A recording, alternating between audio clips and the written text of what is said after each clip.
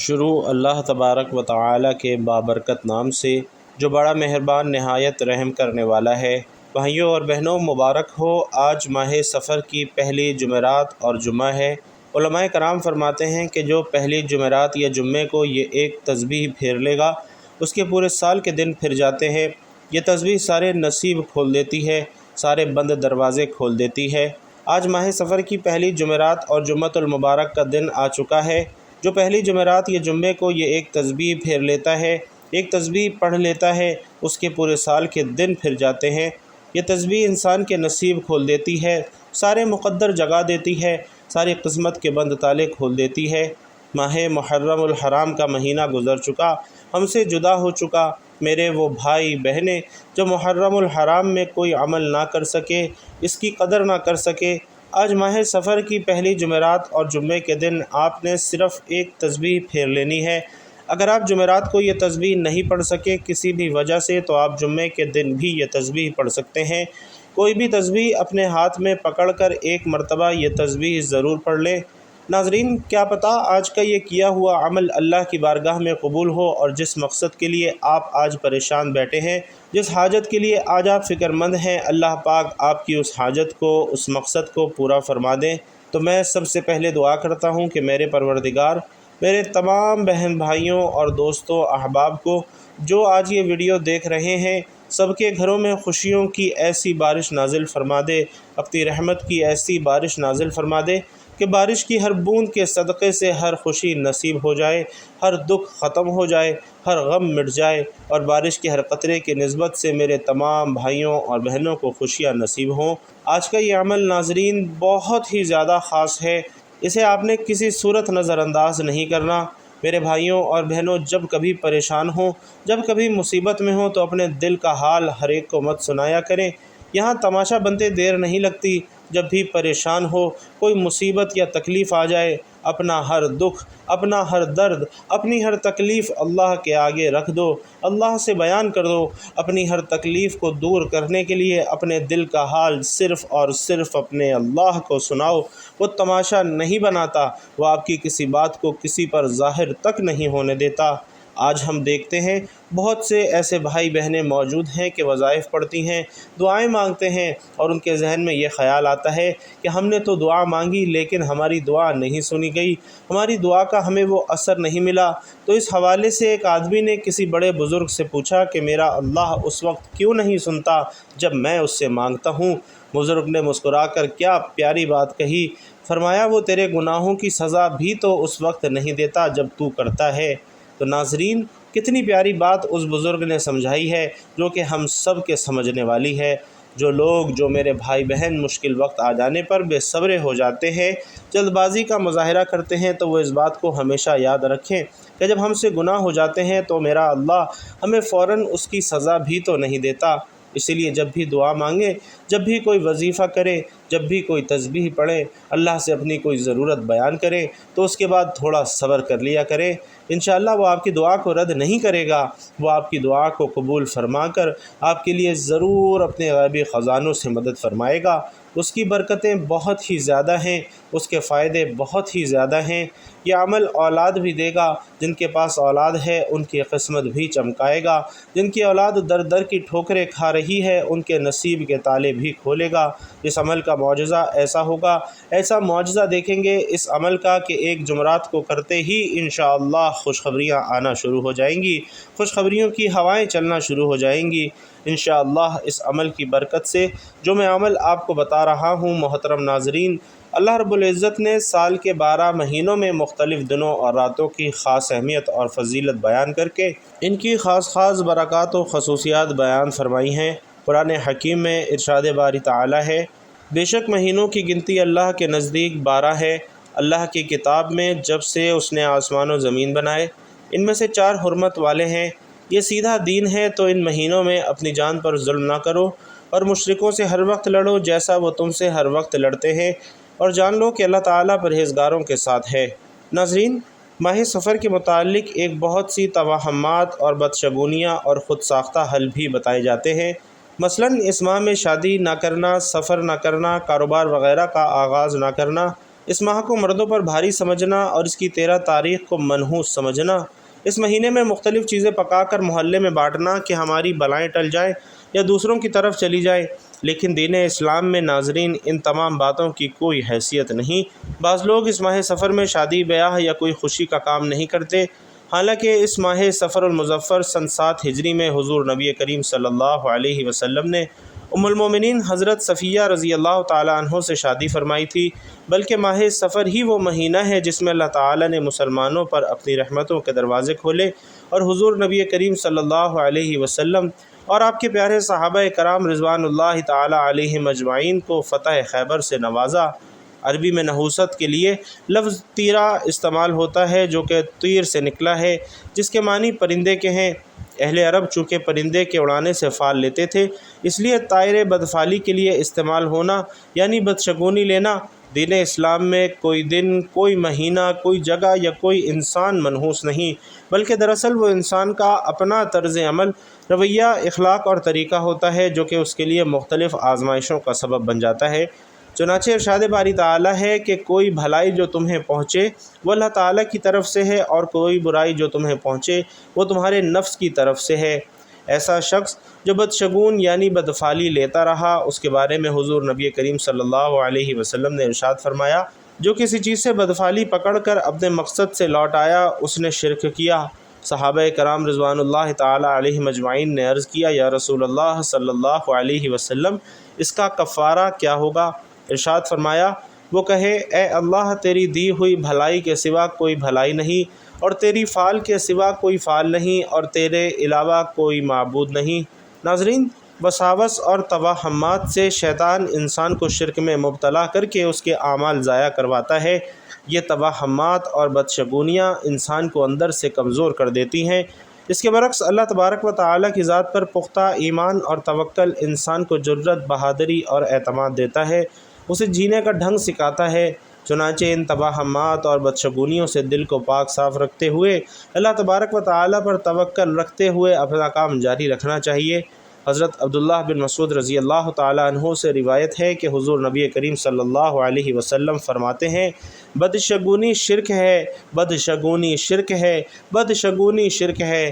3 بار ارشاد فرمایا، اور ہم میں سے کوئی ایسا نہیں مگر اسے وہم ہو جاتا ہے، لیکن اللہ پر توکل کی وجہ سے اسے دور کر دیتا ہے۔ اسی طرح حضرت ابو ہریرہ رضی اللہ تعالیٰ عنہ یہ روایت بیان کرتے ہیں کہ حضور نبی کریم صلی اللہ علیہ وسلم نے ارشاد فرمایا کہ مرض کا لگ جانا، نحوست اور الو اور سفر کچھ نہیں، اور جذامی سے اس طرح بچو جس طرح شیر سے بچتے ہو۔ اور سنن ابی داؤد میں حضرت ابو ہریرہ رضی اللہ تعالیٰ عنہ روایت کرتے ہیں کہ آپ صلی اللہ علیہ وسلم نے فرمایا، کوئی بیماری متعدی نہیں، نہ الو کا نکلنا کچھ ہے، نہ کسی ستارے کی کوئی تاثیر ہے، اور نہ سفر کا مہینہ منحوس ہے۔ ماہ سفر کی بہت زیادہ فضیلت اور برکات بیان کی گئی ہیں۔ ماہ سفر کا لفظی معنی ہے خالی، اور بعض اہل لغت کا خیال ہے کہ اس ماہ اہل مکہ انسانی ضروریات پوری کرنے کے لیے مکہ مقدسہ سے باہر جاتے تھے، جس سے شہر مکہ مکرمہ خالی ہو جاتا تھا۔ اہل مکہ زمانہ اسلام سے قبل 4 مہینوں کا احترام کرتے تھے، ان میں کسی قسم کی لوٹ کھسوٹ، قتل و غارت سے پرہیز کرتے تھے۔ ان میں سے ایک مہینہ محرم الحرام کا ہے، اور اس مہینے کے اختتام پذیر ہوتے ہی وہ قبائل سے جنگ کے لیے گھروں سے نکل کھڑے ہوتے تھے، اور اس مناسبت سے اس ماہ کو سفر کہا گیا ہے۔ اہل عرب نے اس ویرانی اور بربادی کی اصل وجہ کی طرف توجہ دینے اور اس سے کنارہ کشی کے بجائے اس ماہ کو ہی منحوس، بلاؤں اور مصیبتوں کا مہینہ قرار دے دیا۔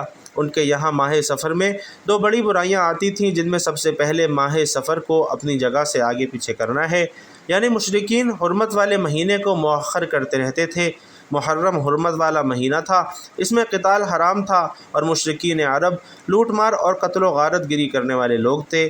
ذی القعدہ، ذی الحج اور محرم الحرام، یہ تینوں متواتر حرمت والے مہینے تھے، اور ان 3 مہینوں میں قتال سے صبر کرنا مشرکین عرب کے لیے بہت مشکل اور دشوار تھا۔ انہیں جب محرم کے مہینے میں کسی سے لڑنے کی ضرورت پیش آتی تو وہ محرم کے مہینے کو مؤخر قرار دے دیتے اور سفر کے مہینے کو محرم قرار دیتے، اور اصل محرم کے مہینے میں قتال کرتے۔ اسی طرح وہ ہر سال محرم کے مہینے کو 1 ماہ مؤخر کرتے رہتے۔ حتیٰ کہ جس سال نبی کریم صلی اللہ علیہ وسلم نے حج کیا اس سال 11 مرتبہ محرم کا مہینہ مؤخر ہو کر اپنی اصل حیت پر آ چکا تھا، جس حیت پر وہ اس وقت تھا جب اللہ نے آسمانوں اور زمین کو پیدا کیا تھا۔ اور دوسرا، وہ ماہ سفر کو منحوس سمجھتے تھے کہ مشرکین ماہ سفر کو منحوس خیال کرتے تھے۔ لڑائی اور قتل و غارت کی وجہ سے ان کے گھر خالی ہو جاتے تھے اور مصائب و مشکلات کا انہیں سامنا کرنا پڑتا، تو بجائے اس کے کہ وہ اپنے اعمال درست کرتے، وہ ماہ سفر کو ہی منحوس سمجھنا شروع ہو گئے۔ ذیل کی سطور میں قرآن و حدیث کی روشنی میں اس فکر کا جائزہ اپنے قارئین کرام کی نظر ہے کہ ارشاد باری تعالی ہے کہ اے انسان اپنی تربیت یوں کر کہ جب تجھے کوئی بھلائی پہنچے تو سمجھ لے کہ وہ اللہ کی طرف سے ہے، اسے اپنے حسن تدبیر کی طرف منسوب نہ کر، اور جب کوئی تجھے برائی پہنچے تو سمجھ کہ وہ تیری اپنی طرف سے ہے، یعنی اسے اپنی خرابی نفس کی طرف منسوب کر۔ اور اے محبوب صلی اللہ علیہ وسلم، ہم نے آپ کو تمام انسانوں کے لیے رسول بنا کر بھیجا ہے اور آپ کی رسالت پر اللہ گواہی میں کافی ہے۔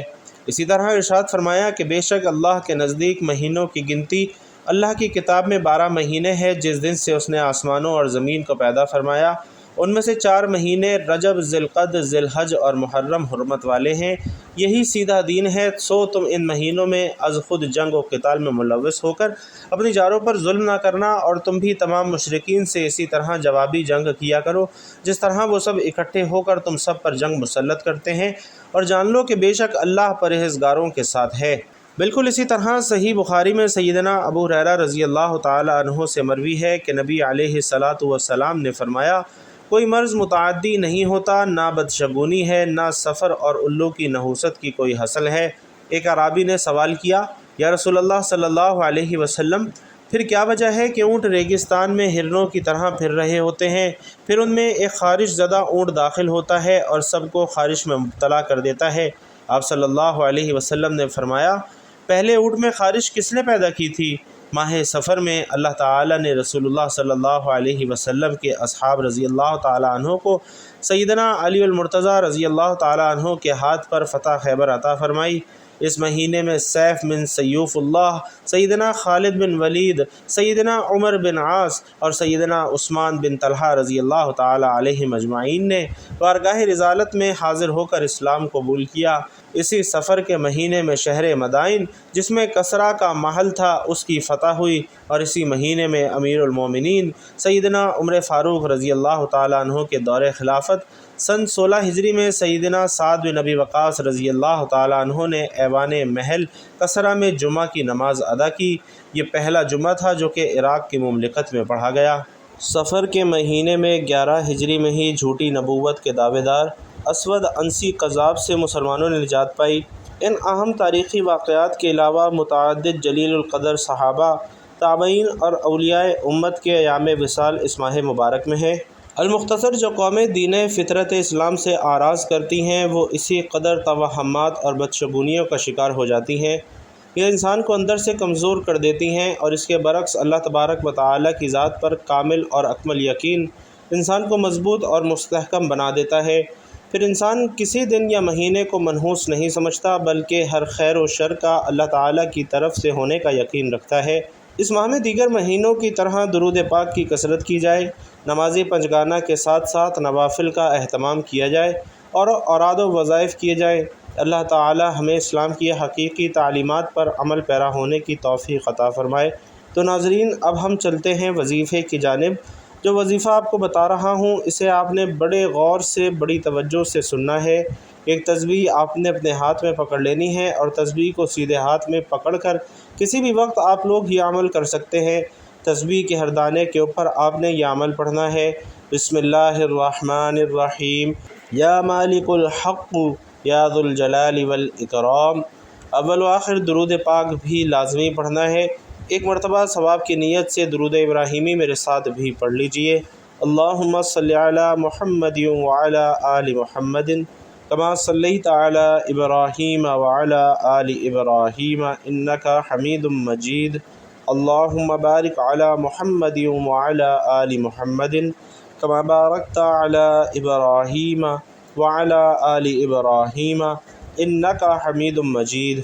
درود پاک پڑھنے کے بعد آپ نے تسبیح کے پہلے دانے پر انگلی رکھنی ہے اور پڑھنا ہے، بسم اللہ الرحمن الرحیم یا مالک الحق یا ذو الجلال والاکرام۔ پھر دوسرے دانے پر ہاتھ رکھنا ہے اور پھر پڑھنا ہے بسم اللہ الرحمن الرحیم یا مالک الحق یا ذو الجلال والاکرام، اور اسی طرح آپ نے یہ عمل کرنا ہے۔ بہت ہی زیادہ مجرب عمل ہے۔ میں آپ کو اس کا ایک چھوٹا سا واقعہ سنا دوں کہ دروازے پر ایک فقیر نے صدا لگائی، کچھ مانگنے کے لیے آیا تو گھر والی باہر آئی اور آٹا لے کر کھڑی ہو گئی۔ فقیر کی نگاہ جب اندر صحن پر پڑی تو دیکھا کہ ہر طرف لڑکیاں ہی لڑکیاں ہیں۔ فقیر نے آٹا لے لیا اور دعا دی اور اس کے بعد پوچھا، بہن یہ تمام بچیاں آپ کی ہیں؟ تو اس عورت نے جواب دیا، ہاں بھائی، مجھ غریب کی 9 بیٹیاں ہیں اور بیٹے کے لیے ترس رہی ہوں۔ کوئی ڈاکٹر، کوئی حکیم، کوئی پیر نہیں چھوڑا، وظیفے کیے، مزاروں پہ گئی، اللہ تعالیٰ سے بیٹا مانگا، لیکن ہر بار بیٹی کی آس لگی رہتی ہے۔ بیٹے کی آس پر حمل ہو جاتا ہے مگر بیٹا پیدا نہیں ہوتا۔ ہر دفعہ امید ہوتی ہے کہ شاید اس دفعہ اللہ تعالیٰ بیٹا عنایت کر دے، لیکن نہیں ہوتا۔ 9 بیٹیوں کا منہ دیکھ لیا، اب تو تھک چکی ہوں اور مجبوراً اللہ کی رضا پر راضی ہو گئی ہوں۔ سوچ لیا ہے کہ میرے نصیب میں بیٹا نہیں ہوگا۔ یہ باتیں سن کر وہ فقیر بولا، نہیں میری بہن، اللہ سے نا امید نہیں ہوتے، خدائے کریم تمہیں ضرور بیٹا نوازے گا، مایوس نہ ہو۔ عورت کے ہونٹوں پر بے بسی میں ڈوبی مسکراہٹ آ گئی اور کہنے لگی کہ اب میں مزید رزق نہیں لے سکتی، میں امید چھوڑ چکی ہوں۔ فقیر مسکرایا اور بولا، تم نے بہت سے وظیفے کیے ہیں، علاج وغیرہ کروائے ہیں، لیکن آج اپنے اس فقیر بابے سے یہ وظیفہ لے لو، انشاءاللہ پھر جب میں آؤں گا تو یقیناً تیری گود میں بیٹا ہوگا۔ بابا جی نے دعا کے لیے ہاتھ اٹھائے اور کافی دیر تک دعا کرتا رہا۔ پھر وظیفہ بتایا۔ عورت نے یقین کر کے خلوص دل سے وظیفہ کیا اور اللہ کی مہربانی سے ٹھیک 9 ماہ بعد اللہ تعالیٰ نے اسے صحت مند بیٹا عطا فرما دیا۔ فقیر بابا نے کہا تھا کہ یہ بہت ہی لاجواب عمل ہے، ہر مشکل کے لیے پڑھا جا سکتا ہے، ہر پریشانی کے وقت پڑھا جا سکتا ہے۔ اولاد کے علاوہ بھی اس کو جس مقصد کے لیے پڑھا جائے تو اس میں کامیابی مل جاتی ہے، اس مقصد میں بندے کی قسمت کھل جاتی ہے۔ آج یہ عمل میں اپنے تمام بھائیوں بہنوں کے ساتھ شیئر کر رہا ہوں جو میں نے آپ کو ابھی بتایا ہے، جو زندگی کی کسی بھی پریشانی میں مبتلا ہیں، زندگی میں جس قدر تکلیفوں کا سامنا کر رہے ہیں، کوئی مقصد ہے وہ پورا نہیں ہو رہا، پورا سال پریشانیوں میں، غربت میں، تنگدستی میں گزر جاتا ہے اور اسی آس پر بیٹھے رہتے ہیں کہ کبھی تو نصیب کھلے گا، کبھی تو مقدر کا ستارہ روشن ہوگا، کبھی تو زندگی میں سکھ آئے گا اور اپنے نصیب کو لے کر خوشی ملے گی۔ میرے بھائیوں اور بہنوں، اگر آپ پورے یقین کے ساتھ اللہ کی ذات پر بھروسہ رکھتے ہوئے آج کا یہ جو عمل میں نے آپ کو بتایا ہے، بسم اللہ الرحمن الرحیم یا مالک الحق یا ذو الجلال والاکرام، اس کی ایک تسبیح پڑھ لیتے ہیں تو یقین مانیے کہ 24 گھنٹے کے اندر اندر اللہ تعالیٰ کے فضل و کرم سے رزق کی تمام بندشیں ٹوٹ جائیں گی، وافر رزق آنا شروع ہوگا، برکت آنا شروع ہوگی، بے اولادی کا مسئلہ حل ہو جائے گا۔ جو بیٹا چاہتا ہے کہ اسے اچھی نوکری مل جائے تو انشاءاللہ من پسند نوکری ملے گی۔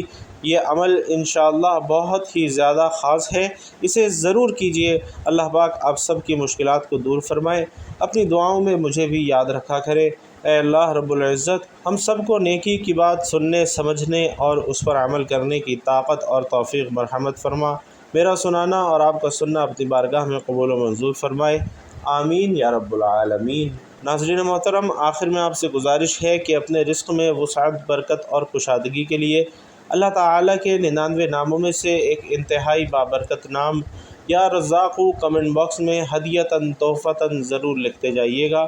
اللہ تبارک و تعالی ہم سب کا حامی و ناصر ہو، آمین یا رب العالمین۔